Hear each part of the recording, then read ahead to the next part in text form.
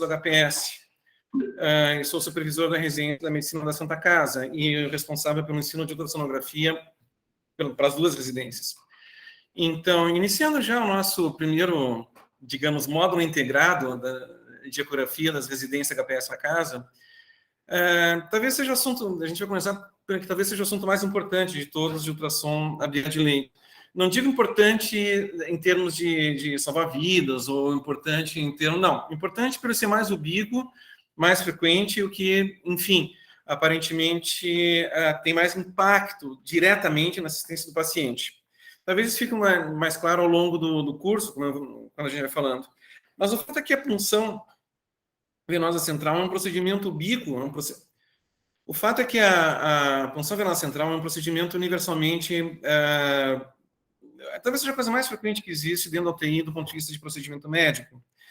E, com frequência, a gente precisa disso de urgência, né? Para, enfim, infusão de drogas que sejam muito osmóticas ou, eventualmente, até medicamentos de aminas vasoativas, noradrenalina, vasopressina, coisas que são melhores administradas por via central. Tá? Eu não quero entrar na polêmica se é necessário a via central para a nora, eu digo que é, talvez não imediatamente, mas é.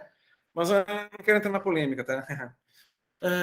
Eu trouxe aqui algumas indicações de acesso venoso central. Essa referência está um pouquinho antiga, mas ela prevalece ainda. Tá? Nem todas as veias são exatamente semelhantes, né? Elas têm as mesmas indicações para a punção venosa central. Né? Com frequência, a gente precisa imaginar que as nossas veias vão ter características anatômicas que vão favorecer mais ou menos alguns acessos venosos, né? Eu chamo a atenção aqui da gente para... Eu chamo a atenção da gente aqui para indicação de acesso venoso em parada cardiorrespiratória, tá?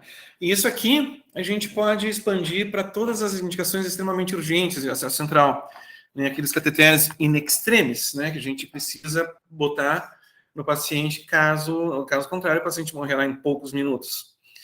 A tabela se continua aqui mais adiante. E, enfim, eu queria levantar para vocês que nenhuma das indicações coloca a jugular esquerda, a jugular interna esquerda, como primeira opção.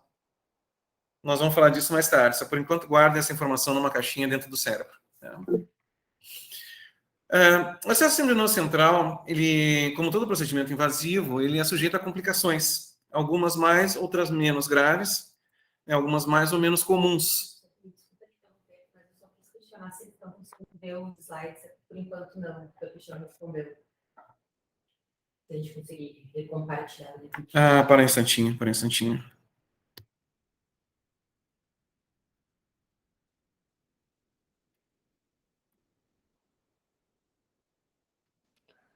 Acho que em algum momento descompartilhou a tela, hein? Vamos ver aqui qual é, então.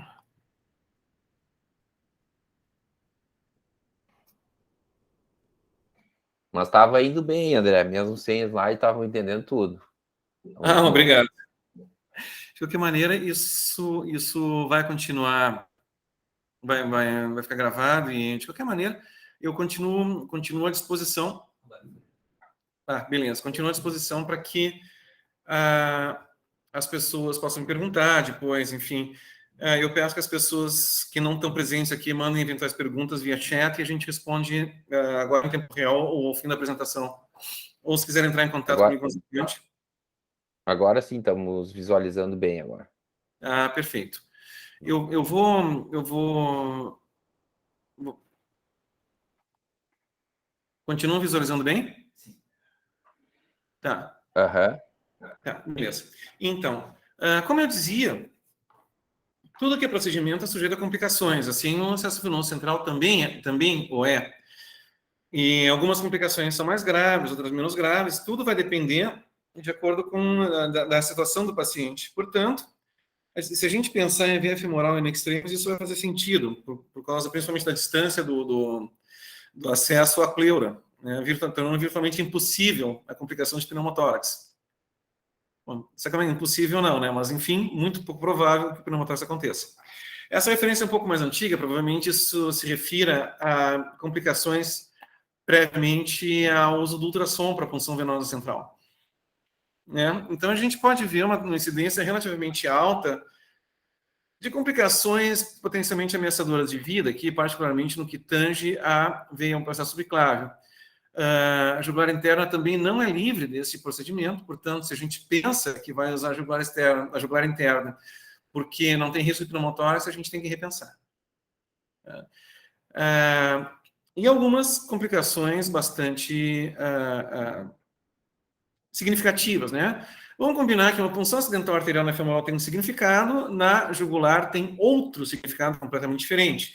Nesse caso, nossa punção arterial ela pode eventualmente evoluir até para um hematoma significativo, com desvio de traqueia e compressão de via aérea. Eu já passei por isso, gente, foi uma intubação que eu me lembrei 6 dias depois, cada curva para a direita que eu fazia no carro, eu me lembrava porque doía o ombro da intubação do paciente.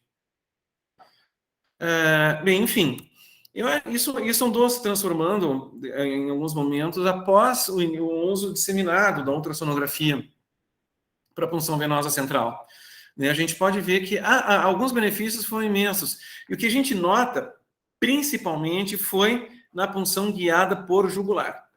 Tá? O acesso venoso jugular, ele a importância da ultrassonografia, ela não pode ser reduzida. Não pode. O que eu quero dizer, MA, aqui é marcas anatômicas, tá?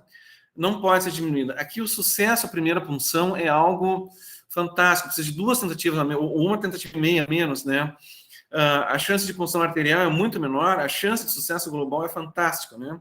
E se a gente colocar as complicações globais, também, para a punção de via jugular, é inegável o benefício. Né? O benefício cai 3 vezes.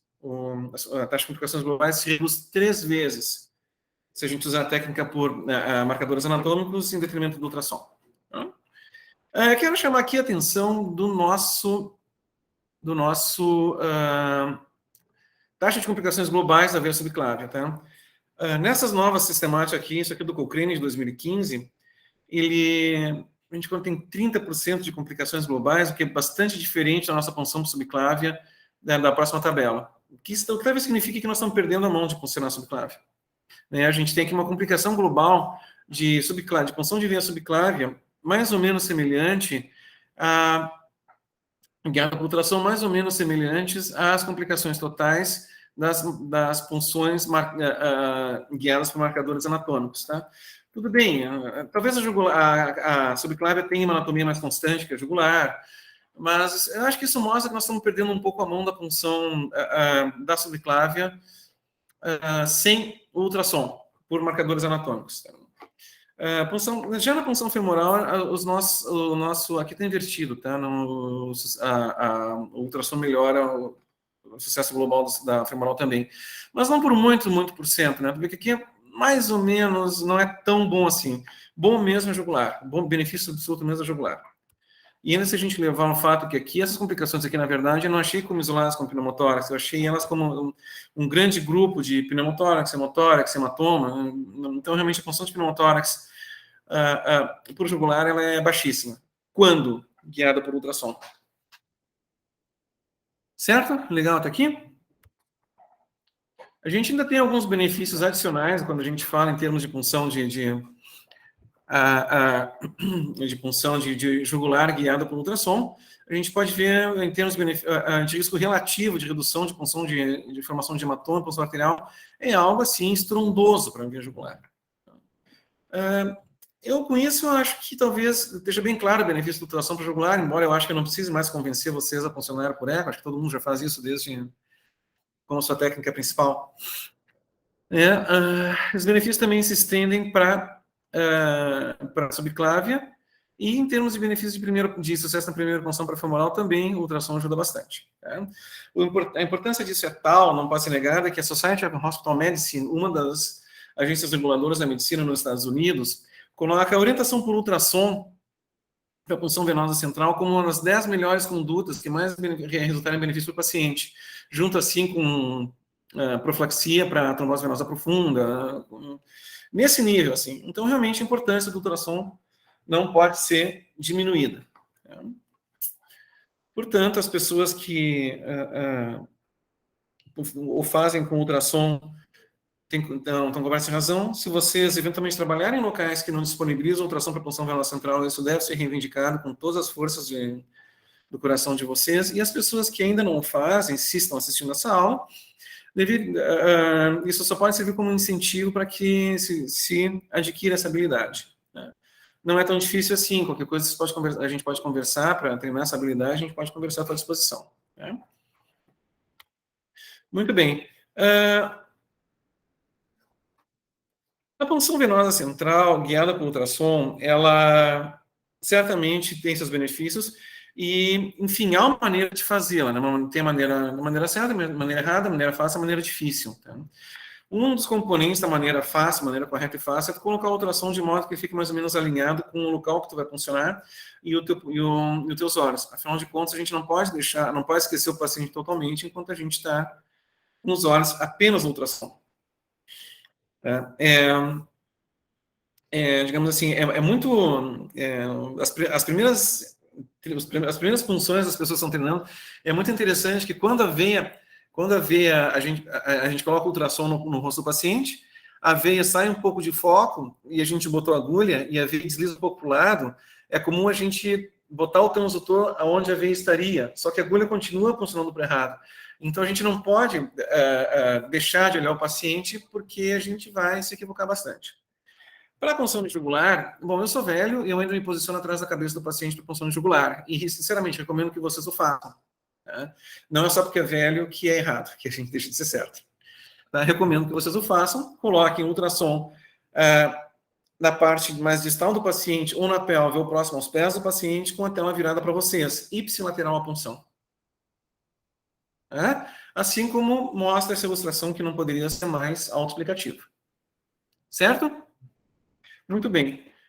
Esta próxima aqui também repete-se a punção, e aqui mostra uma punção de veia subclávia. Sim, a subclávia é acessível ao ultrassom. Não é como a jugular. Na jugular a gente encosta o ultrassom no pescoço, a veia salta. Até não os radiologistas conseguem obter uma imagem legal da jugular. A subclávia não, a subclávia é mais chatinho, precisa um pouco de treinamento, mas é um pouco, e é absolutamente factível. Tá? Nesse caso, o ultrassom deve ficar do outro lado do lombo do paciente, contralateral a subclávia que vocês decidiram funcionar, com a tela voltada para vocês, como mostra brilhantemente essa ilustração. Certo? Desse modo, vocês continuam observando o paciente e tem facilidade de observar a tela, bem diretamente no lugar de vocês. Certo até aqui? Muito bem. Quando a gente fala de orientação por ultrassom, é interessante levar alguns conceitos assim em mente, né? Pode ter alguns conceitos em mente. A gente pode ter, por exemplo, uma punção de uma seção transversal de uma punção longitudinal. Tá? Independente disso, a gente pode fazer uma punção transversal ao transdutor e uma posição longitudinal ao transdutor. Tá? Respectivamente, isso vai se chamar fora de plano e em plano, tá? Porque isso se refere ao plano do feixe de ultrassom do transdutor. Tá? O feixe de ação do transdutor, ele vem aqui assim, ele vem aqui assim. Se a minha agulha entra aqui, ela está fora de plano. O plano do transdutor ele vem aqui. Se a agulha vem nesse sentido, ela está no plano do ultrassom. Tá?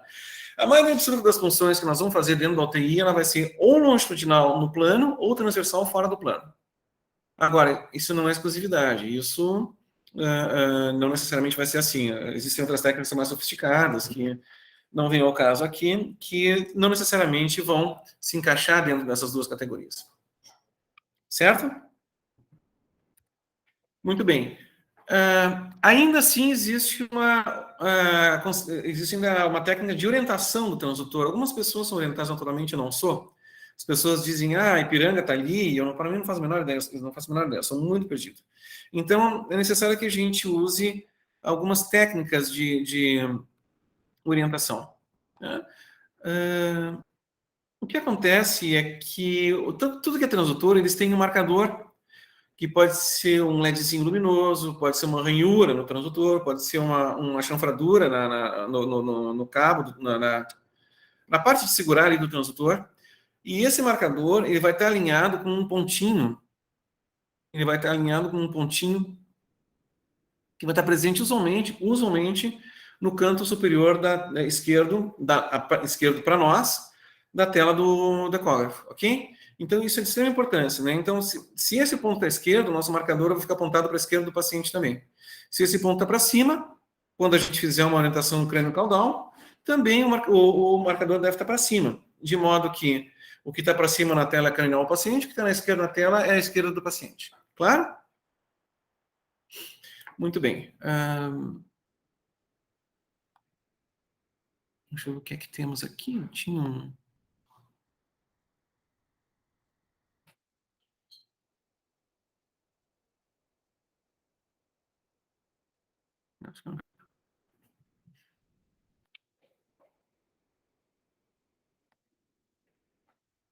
Ok, continuam vendo a minha tela aqui? Sim, pode ver. Muito bem. Aqui a gente pode ver, a gente tem... Vamos falar um pouquinho agora de punção de veia jugular, tá? A gente tem aqui as duas formas retratadas da punção. Essa aqui, então, é uma punção, dá para ver aqui que é fora de plano, né? Então, provavelmente vai ser uma seção transversal da veia por conta do nosso universo, aquilo que nós estamos falando, tá? Que está retratado aqui do outro lado. Isso a gente faz o seguinte, a gente... Acho que não tem aqui. Quando a gente coloca, por exemplo, vamos admitir que isso aqui é veia, tá? Eu acho que é mesmo, tá ligeiramente ovalada, grande, paredes finas, e eu acho que a artéria está aqui embaixo. Essa imagem aqui tem que ficar bem no centro da tela, e o centro da veia, vejam bem, o centro da veia, ele vai estar a uma distância da pele, que a gente pode estimar, porque sempre tem uma escalinha aqui à direita do ultrassom, tá? Isso aqui vai nos dar uma distância em centímetros desse ponto aqui, em relação à pele, tá? Ok? Essa distância em centímetros deveria ser a mesma distância que a gente vai entrar na pele aqui do paciente. Certo? E aí a gente coloca a agulha um ângulo de 45 graus na pele do paciente. E aí a gente introduz a agulha, porque porque essa distância que a gente marcou aqui, no momento que a agulha entrar no paciente uma distância igual a esta aqui, vocês estão me entendendo? Ela vai chegar no ponto do centro da agulha por se tratar de um triângulo equilátero, né? O teorema de Pitágoras. Certo? Uma outra possibilidade é fazer como ele faz aqui, um ângulo mais rasinho. E quando a gente coloca na pele, a gente vira ligeiramente o feixe de ultrassom em direção da agulha. Necessariamente sem perder a visão da veia. Tá? A gente não pode. A gente perder a visão da veia, tem que achar de novo a veia. Tá? Aqui não pode em nenhum momento deixar de ver a veia. Tá? Porque senão fica muito difícil depois a gente saber se é veia ou se é artéria. Tá? Nesse caso, nessa segunda técnica, a gente vai ter uma marquinha, vai dar para ver que é a ponta da agulha. Tá? Cuidado, se a gente usar essa técnica, a gente vê só a ponta da agulha. Se a gente usar a primeira técnica que eu falei, a gente vai ver uma zona brilhante aqui assim, que na verdade é um artefato gerado pela agulha. Esse artefato não vai se mexer, e a gente, se não se der conta disso, vai transfixar o pescoço do paciente e vai sair do outro lado. Tá? Não, mentira, não vai pegar a agulha não é tão grande, mas enfim, a gente vai mexendo e o troço não sai daqui. Muito bem. Na primeira técnica, a gente não vai ter uma imagem da veia da agulha chegando na veia. O nosso critério de sucesso é uma invaginação. Aqui a Carolina e o Matheus estão em vantagem, porque estão vendo meus movimentos. É uma invaginação. Deixa eu tentar. Não vai dar. Vamos ver uma invaginação da parede da veia e voltando ao normal. Isso significa que que a agulha está dentro da veia. E aí se flui. Uma outra possibilidade é a gente usar uma punção em plano numa seção longitudinal da veia. Tá? Isso aqui é muito charmoso, eu acho muito bonito e tem algumas vantagens, realmente. E a gente vê a parede posterior da veia, está associada a uma menor incidência de punção de parede posterior da veia, o que é vantajoso, porque diminui a chance de punção arterial despercebida. Né? E tem uma vantagem adicional, que a gente enxerga a agulha. Isso aqui, gente, acho que foi a única imagem que o pesquisador conseguiu em 200 anos. Não é tão assim. Mas a gente enxerga um traço retilíneo que corresponde à agulha e o nosso critério de sucesso é realmente ver a agulha chegar dentro da veia. Certo? Muito bem.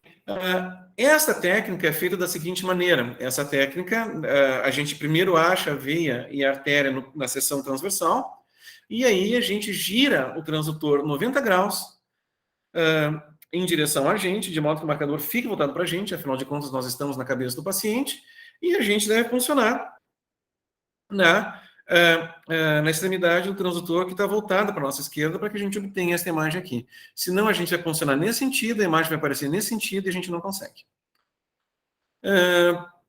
Isso tem duas pegadinhas. Primeiro, a gente não pode, a gente coloca a veia no centro da tela, e a gente não pode nunca mais perder isso. É mais importante daqui no transversal. Não pode nunca mais perder isso, tá? Uma boa imagem começa aqui. A veia ocupa toda a tela e dá para ver o endotélio em cima e embaixo. Tá? A outra pegadinha é que a gente tem que colocar a veia exatamente embaixo do feixe do ultrassom, o que exige um pouquinho de coordenação para mais. Tá? Então, ela é um pouquinho mais difícil, mas é muito charmosa e eu acho até um pouco mais segura, assim, se a gente conseguir. Desde que a gente não observe, não perca a veia jamais de vista, quando a gente está fazendo a rotação do transdutor. Se perdeu a veia de vista, a veia escapou do campo de visão, começa de novo, tá? É mais seguro. Tá? Aliás, isso vale para tudo que é ultrassom. Não tenham medo de perder a imagem que vocês têm, senão está subótima. Busquem a ótima sempre. Muito bem. Aqui eu tenho um filmezinho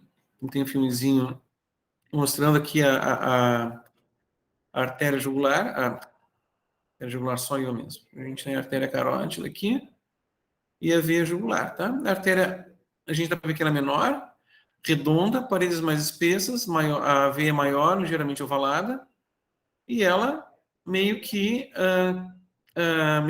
afunda com a pressão. Olha, isso aqui está fazendo aquela técnica que eu expliquei para vocês primeiro. Isso aqui é um artefato, tá? A ponta da agulha não está necessariamente aqui, nem ela está avançando. Tá? É assim que aparece. A gente pensa que isso aqui é a ponta da agulha, não é. Isso aqui é um artefato. Tá?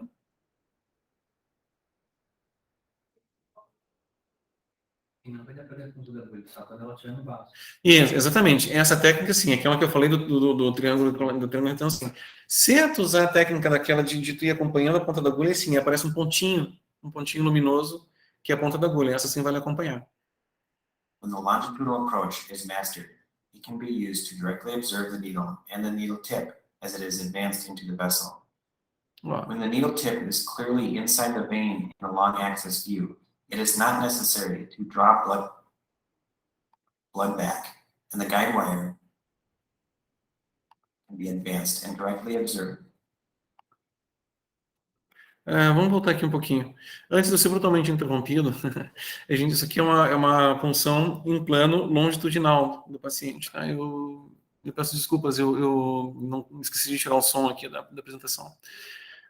E o que ele coloca é justamente isso. Com essa apresentação, a gente consegue enxergar a agulha. Dá para ver aqui a agulha, né? Direitinho, e a ponta entrando na veia, né? E aí o nosso critério de sucesso é realmente ver a ponta da agulha dentro da veia. Ele está dizendo que a gente não precisaria aspirar para ter sangue de volta, eu discordo.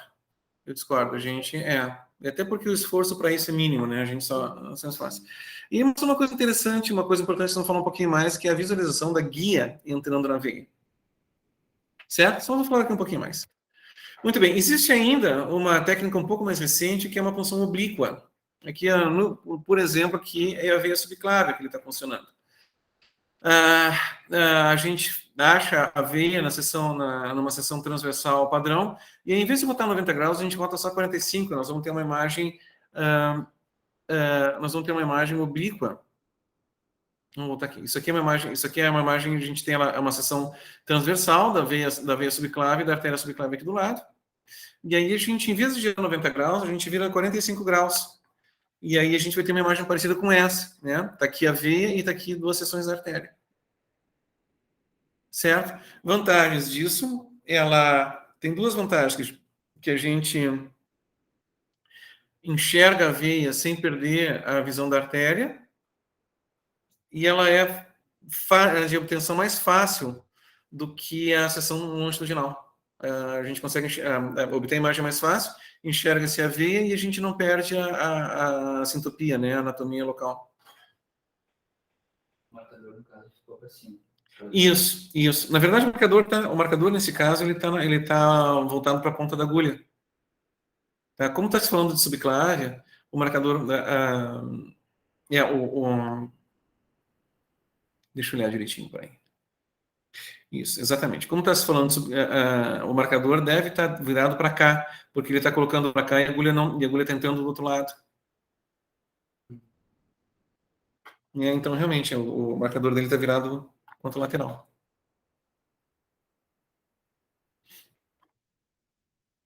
Certo daqui? Muito bem. Outras possibilidades, então, que a gente tem do ultrassom para punção venosa é a determinação da posição da ponta do catéter. Né? Acho que, primeiramente, uma coisa bastante útil é a gente verificar a guia dentro do catéter, dentro da veia.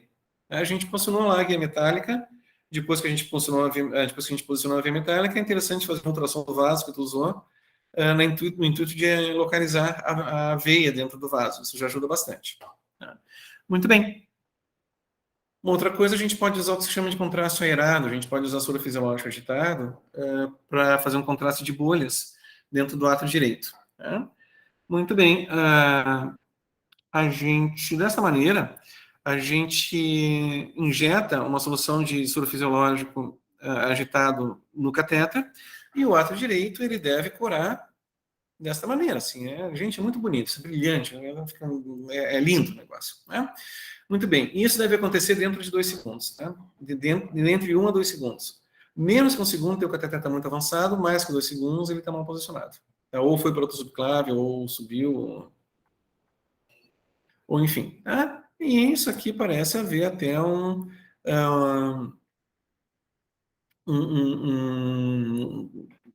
uma performance melhor que o raio-x de tórax para determinar a punção. E não precisaria, teoricamente, esperar. Muito bem.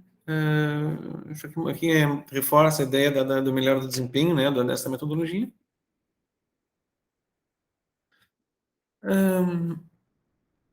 E era isso isso é só para botar graficamente que a gente tinha conversado, né? Essas são as 4 posições principais da ponta do catéter, né? Aqui muito avançado, aqui é a zona ideal, pouco avançado, e aqui errado, né?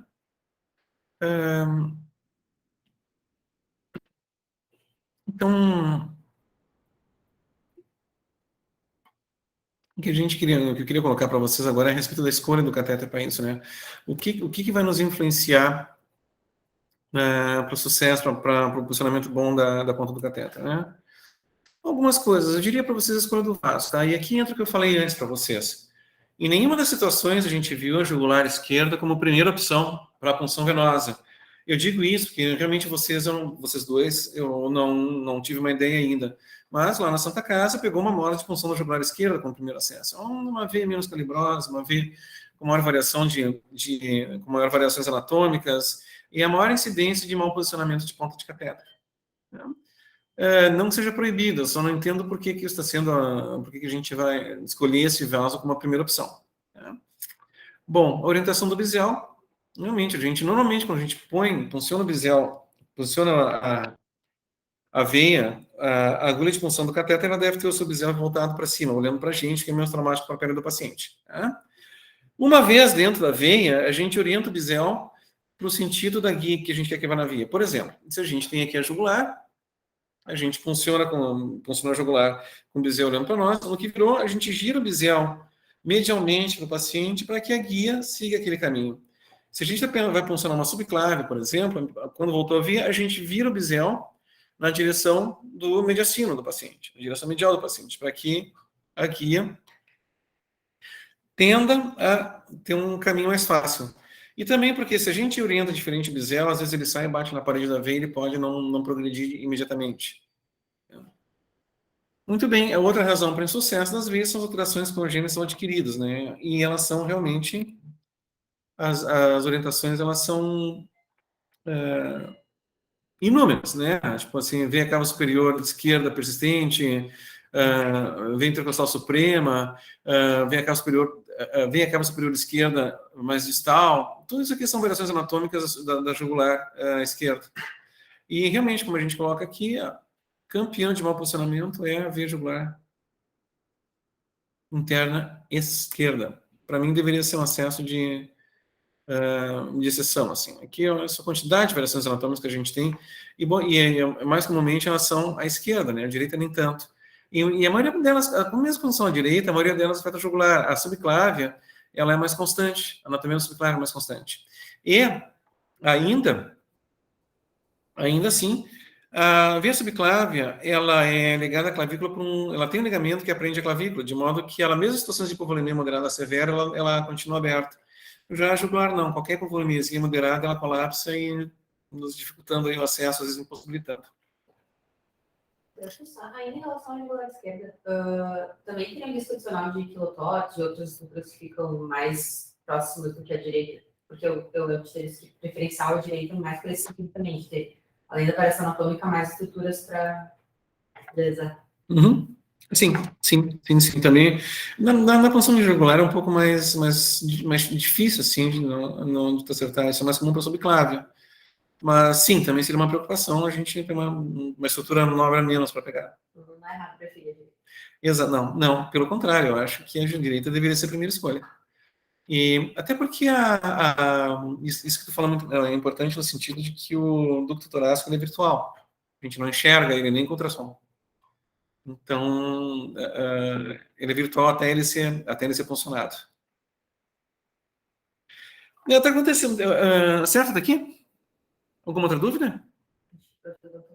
Espera aí, vamos ver aqui. André. Oi, tô ouvindo. Não, longe de eu defender a jugular esquerda como primeira escolha. Eu também acho isso abominável. Também sou totalmente... Mas eu já escutei e só estou trazendo isso aqui para ilustrar um pouco mais a aula, que alguns colegas, e já vi tanto no nosso hospital como em outros que eu trabalho, fazendo essa escolha inicialmente, porque o paciente vai precisar de diálise, então para o Chile é melhor a jugular direita, né? Mas assim, já numa presunção de que o doente vai precisar do Chile logo em seguida, né? Uma situação que é uma exceção, né? Não é a rotina. Mas como rotina, realmente não tem nenhuma, não parece ter nenhuma justificativa, né? Como ser a primeira escolha, né? Meu entendimento também, né? Talvez eu tenha perdido alguma coisa. Eu te confesso, Cristiano, que esse é o argumento que eu ouvi lá na Santa Casa, a esse respeito, né? Porque o paciente pode precisar de diálise, então a gente reserva para o Chile. Bom, pode ser que precise ou não. Mas é melhor fluxo direita para o Chile. Exatamente. As pessoas, então, cavalheirescamente, preferem um acesso que é mais difícil de funcionar, que tem maior chance de mau funcionamento de punção, eventualmente até numa veia que não comporta vasopressor de uma maneira tão boa assim, por causa de uma possibilidade futura. Sim, eu não enxergo assim. Eu acho que a gente tem que resolver a urgência primeiro. O paciente, quando dialisar, ele vai já está mais estável, né? E aí a função de um outro vaso direito, mesmo subclave esquerdo, que vamos combinar, é um bom acesso para o Chile também, continua disponível lá. Né? Segundo aspecto que eu acho, meus amigos nefro, com toda a vez que meus amigos nefro, mas a nefro que lute, né? A gente está ali na hora da urgência do paciente, a gente tem que tratar o que vem primeiro, prioritariamente. E terceiro, eu acho que o otimismo tem que ser uma qualidade do intensivista, né? Porque senão, puxa vida, quanta gente que a gente trata aqui, com uma possibilidade de um risco, a pior de morte, 60%, 70%, a gente continua lá do lado do cara, né? Mas, enfim, eu concordo, eu já ouvi isso, Cristiano, mas eu realmente não consigo concordar com isso, eu acho. Sim. Não, eu também não, porque, claro que não tenho dúvidas que para o Chile, o jugular direito é o acesso de escolha, né? Mas nem todos os doentes vão precisar de Chile, de diálise, né? Então tá longe de por isso nós transformar o jugular esquerda só para deixar claro, assim, também acho. Perfeito. E se a gente for cavalheiro, quem sabe a gente não pega um subclave, então? Né? Eu já vou falar um pouquinho mais sobre isso. Está acontecendo um fenômeno interessante mundial, né? Serviços que usam rotineiramente ultrassom para os seus acessos centrais praticamente não abandonando a subclave. A gente pode ver 85% de incidência de punção subclave em 2016 no Einstein, e isso aqui e a parte de cima é uma estatística americana em termos de punção. A subclave é relegada a uns 7% do acesso. Subclave é um acesso que tem várias vantagens, muitas vantagens, né? Ela já falei duas para vocês, anatomia mais constante, ela não colapsa. A gente pode conversar um pouquinho, mas alguns autores acreditam que exista uma incidência menor de infecção de catéter, não de corrente sanguínea relacionada a catéter, mas de catéter, para esse sítio de punção. Indubitavelmente, ele é mais confortável para o paciente. Se isso vai ser importante para os nossos pacientes sedados, eu não sei, mas costuma ser mais importante. E, em defesa da subclave, eu tenho a dizer que ela é, sim, acessível por ultrassom. Basta a gente desenvolver a técnica. É um pouquinho mais chatinha do que a punção da jugular. Mas ela é factível. Ela é factível. A gente acha, assim, a gente acha com ultrassom, né? A gente acaba puncionando, na verdade, a veia axilar, que a gente costuma puncionar um pouquinho lateral o ligamento da subclave, diferente da punção guiada por marcadores anatômicos, né? Então, uma das desvantagens disso é que o paciente não pode ser muito, muito pequenininho, senão o transdutor vascular empurra a punção muito para o lado. A gente funciona quase no ombro ali, realmente aí é muito difícil separar o que é veia e o que é artéria. Fica mais complicado. Mas, pacientes que não são muito pequenininhos, isso é perfeitamente factível, né? A gente acha que a nossa veia subclávia numa incidência transversal, imediatamente medial à artéria subclave também, um vaso maior. Nesses casos, a gente pode testar a compressão, mas ela não é tão compressível quanto a jugular. Daí é melhor a gente buscar colaterais ou até botar um Doppler na veia, que vai nos trazer algumas informações adicionais. Gente, vocês, olha, depois, eu aviso, tá? Depois do que eu falar, o que eu disser não vai mais poder ser desvisto. E eu espero que vocês não se assustem muito. Esta linha branca aqui, a menos de 1 centímetro da veia subclave, é a pleura. Eu sei, talvez a gente fosse mais feliz não sabendo disso, mas é isso aí. Mais uma razão para a gente utilizar a nossa metodologia aqui, ultrassom, e desenvolver a habilidade de funcionar a subclave guiado por ultrassom. Tem gente que abre mão disso, tem gente que defende, que advoga que se pode funcionar a veia subclávia fora de plano na sua seção transversal. Eu, com todo respeito, discordo. Eu acho que precisaríamos usar a nossa visão longitudinal, ou pelo menos a oblíqua, né? Porque, dada a proximidade da pleura com a veia subclave, eu acho que a punção da parede posterior da veia subclave teria uma repercussão maior do que ainda maior que a jugular, então eu acho que a gente deveria, sim,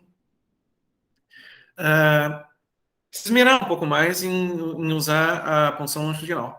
Primeiro, a gente acha com essa orientação do ultrassom aqui assim, né, na sua seção transversal, e aí depois a gente gira 90 graus. Eu coloco o transdutor voltado para mim, porque me facilita, assim, eu me coordeno melhor, olhando a agulha no sentido real, né, mais ou menos próximo do sentido real que eu estou utilizando. Daqui para ver bem, daqui a gente, então, próximo slide mostra, assim, a veia subclave na sua seção transversal, desculpa, longitudinal, e como dá para ver, a gente não enxerga mais nem a pleura nem a artéria, tá? De modo que é muito importante que a gente não perca a veia subclávia de vista quando a gente rota. Tá? Se a gente perdeu a veia subclávia, não dá para pensar, tá logo ali, já vou de novo. Não, acha de novo. Tá? Não é tão difícil assim. Certo? Muito bem. O que eu falei assim para vocês? Como a veia não é bem compressível, é interessante a gente colocar um Doppler pulsado, ou mesmo até colorido, dentro do vaso, né? Porque eles vão ter padrões diferentes, né? A veia subclave, ela vai ter um padrão, vai ter um fluxo diferente da artéria. Eu acho que isso não é muito confiável, porque depende de se o sangue foge ou chega no vaso, né? Se o sangue foge do vaso, dependendo da orientação se o sangue chega no vaso, dependendo da orientação que eu botei, ele pode ser arterial ou ele vem azul. Talvez a gente possa pensar que é azul e funciona, mas não deve. Mas a gente pode colocar um Doppler pulsado, a gente tem alguns padrões de onda. Na veia, ele vai ser um padrão mais homogêneo, assim, com alguns picos relacionados ao movimento respiratório do paciente. Tá? Na artéria tem um pulso bem de pulso arterial, absolutamente característico e inconfundível. Tá? Então, isso é uma coisa que nos ajuda a saber se nós vamos funcionar ali a veia ou a artéria subclava. A artéria subclava não é uma coisa que a gente gostaria de funcionar. Mas a veia fica muito bem definida assim. Critérios de uma boa imagem, como na jugular, é a veia ocupando toda a tela e a gente conseguir ver os dois endotélios. Isso é uma boa imagem. Aqui é a veia jugular, mas enfim, também serve.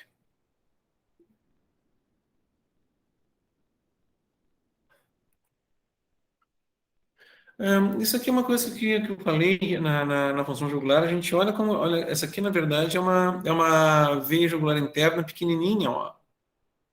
Ela é pequenininha porque tem hipovolêmica, provavelmente. E aí tem uma coisa assim também. A gente, às vezes, quando põe o transdutor, a gente apoia a mão no pescoço do paciente e comprime a veia jugular. Isso é um exercício que a gente tem que fazer, a gente tem que encostar delicadamente. A gente deve sim apoiar o calcanhar da mão no pescoço do paciente com toda a gentileza possível. Tá? Mas sim, se a gente não apoia, às vezes a gente não tem a noção da força e qualquer coisinha colapsa a jugular. Tá? Aqui o Doppler mostrando para a gente, aqui nesse caso sim, o sangue azul é venoso, né? Aqui está a veia e aqui está a artéria, mostrando as curvas do Doppler pulsado, ilustrativamente falando. Certo até aqui? Muito bem. Alguma dúvida aí? Se alguém tiver no chat aí, alguma dúvida também? Não? Muito bem, vou falar um pouquinho agora de punção de veia femoral. A veia femoral, ela tem várias vantagens, tem muitas vantagens para nós. Talvez a principal desvantagem seja que ela infecciona um pouco, ela infecta um pouco mais, se compararmos com a subclave, e talvez até mais que a jugular. Aqui eu queria trazer levemente uma lembrança aqui, aqui é uma pelve, aqui é distal, aqui é cranial, aqui é medial. Tá? É que a gente tem uma estrutura extremamente importante quando a gente decidir funcionar a veia femoral, que é o ligamento inguinal. A nossa função deve ser necessariamente distal ao ligamento inguinal, de modo a minimizar a chance de hematoma retroperitoneal como complicação dessa função. Tá? Seja guiado por ultrassom, seja por técnicas anatômicas. Tá? Muito bem. Se a gente, por alguma razão, a ultrassom está emprestado para a enfermaria, ou os caras da emergência não querem prestar ultrassom, ou qualquer que seja a coisa, a gente pode palpar o pulso e a veia vai estar 1 a 1,5 centímetros mais medial palpação.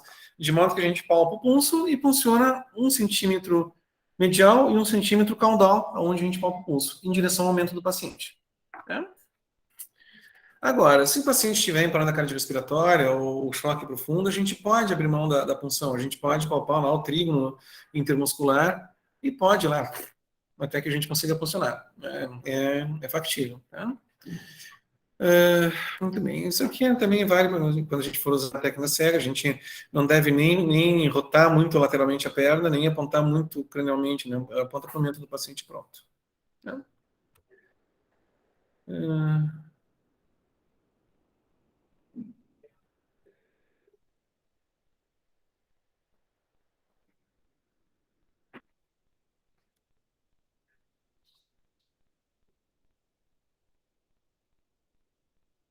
Então, isso aqui mostra a pessoa, foi boa essa ilustração, acho que eu usei para marcar a sessão mesmo. Só. Muito bem, então quando a gente coloca o ultrassom ali na perna do paciente, o ponto mais cranial que a gente vai ter vai ser a veia femoral comum e a artéria femoral comum.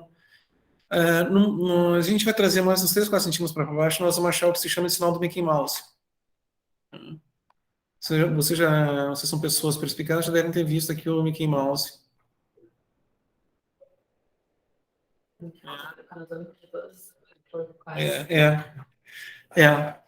Mas enfim, essa é a imagem que a gente quer, fica 1,5 centímetro abaixo da marca, uma distância segura do ligamento inguinal, não uns 2, 3 centímetros do ligamento inguinal, e aí a gente tem tranquilamente a veia femoral superficial, que é uma veia profunda,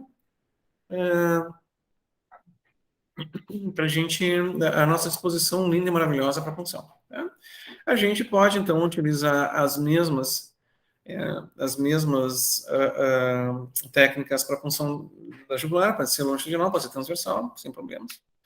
E aqui mostra uma coisa interessante, ó, eu não falei para vocês como é que a gente decide se a veia digamos assim, se se a veia pode ser puncionada, se ela é apropriada para a punção. Né? Às vezes ela não pode ser apropriada se ela está trombosada, assim. E como é que a gente vê isso? A gente comprime a veia com o transdutor. A gente faz uma força razoável. Se a veia fechar de toda, ela é funcionável. Tá? Que força que a gente faz? Né? Vamos admitindo, se a gente fizer uma força suficiente, até a artéria vai fechar, né? Aqui eu acho que isso mostra bem para a gente. A gente aperta até que a artéria comece a deformar um pouquinho. Né? Aqui, por exemplo, a veia femoral superficial, completamente colapsada, invisível entre os dois ramos da femoral comum.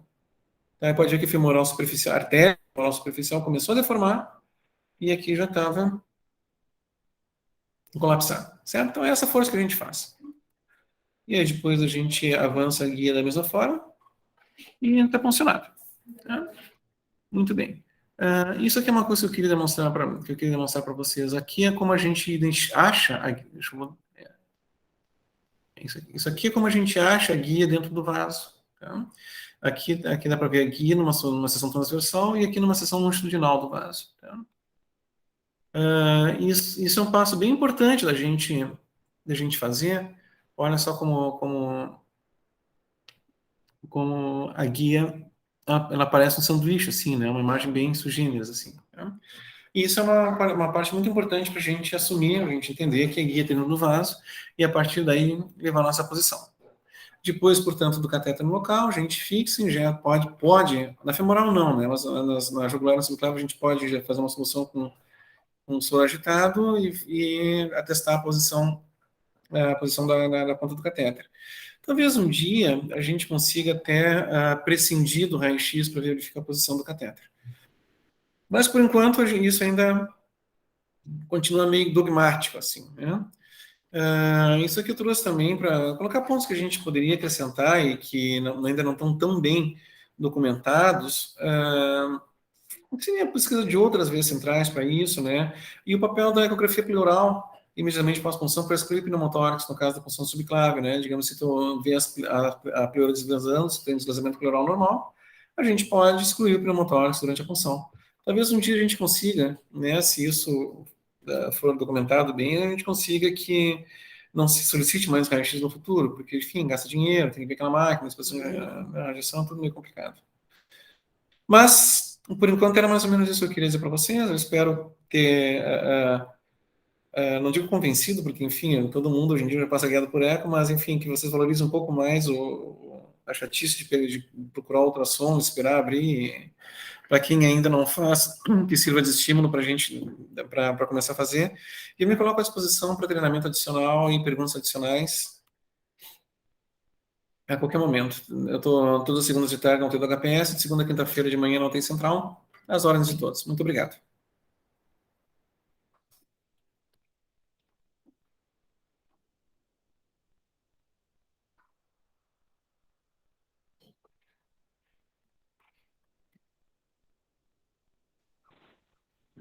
André, tá me ouvindo? Fernando?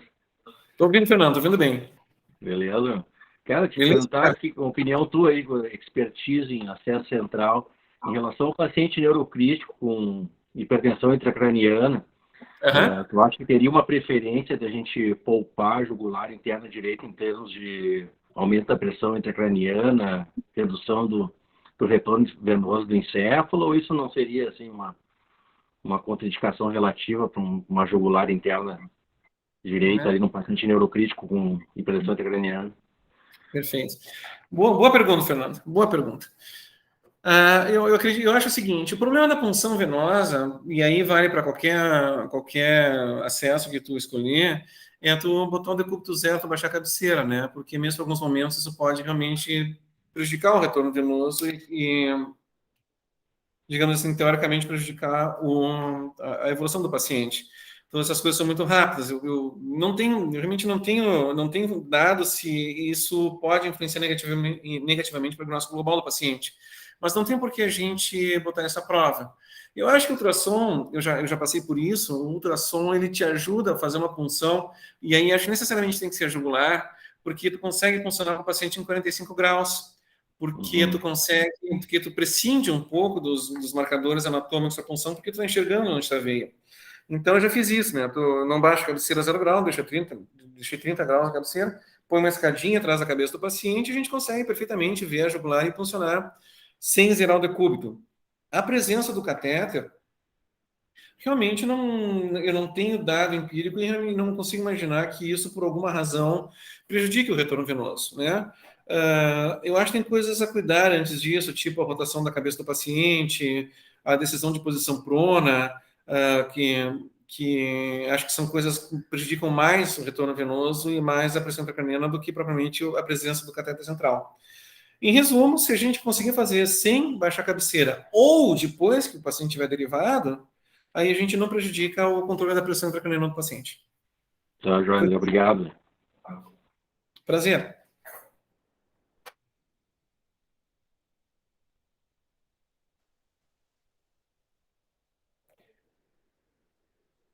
O que mais, gente? O Cristiano está falando, mas a gente não ouve. Cristiano, nós não estamos te ouvindo. Estamos escutando agora? Agora estamos, aham. Agora não de novo. Não estamos ouvindo, Cristiano, de novo. É o problema do Osmar aqui, Osmar Contato aqui. Tá me escutando agora? Agora sim, estamos ouvindo bem. Tá. Parabéns aí, e eu estava comentando que muito boa aula, e naquela tua menção inicial, porque a gente participou dessa transição, né? E hoje eu me pergunto se realmente a gente tem a mesma mão que tinha de funcionar subclávia como a gente tinha alguns anos atrás. Acho que provavelmente não temos mais. Que é onde que era o nosso padrão ouro, era a punção de subclávia, usualmente, né? Por referências anatômicas, e onde a maioria dos estudos compararam os benefícios do ultrassom, voltando no jugular como subclávia, né? Mas hoje em dia, basicamente, ficou numa conduta de exceção hoje, né? Então, realmente isso ficou... Acho que a gente perdeu mesmo a mão, porque hoje em dia não tem mais muito sentido a gente fazer uma punção às cegas não, por referências anatômicas, quando a gente tem disponível o uso do ultrassom, né? Isso mudou muito, né? Foi um avanço muito rápido, né? Faz poucos anos que a gente usa o ultrassom e nós tivemos um avanço, uma disseminação muito grande, né? Não só dos que se formaram e estão saindo agora da formação, mas principalmente nós também, que fizemos formação e não tinha ultrassom, nós mudamos já na prática isso, e praticamente, claro que a gente ainda funciona, mas acho que não com a mesma, com o mesmo resultado, a mesma eficiência que a gente tinha uns anos atrás. Muito interessante essa tua colocação aí. Parabéns. Hein? Obrigado. Eu vou deixar meu e-mail aqui no chat. Se alguém lembrar, tiver alguma pergunta tardia, pode me mandar em qualquer momento. E fiquem bem à vontade, continuem à disposição aí. Depois nós vamos disponibilizar a gravação aí também, a todos.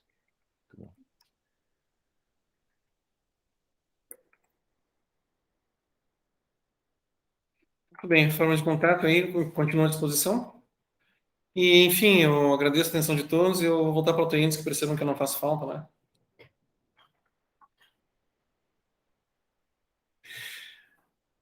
Certo, gente. Muito obrigado aí pela atenção. Até mais. Prometo ser mais... A próxima aula não vai ser tão comprida, prometo.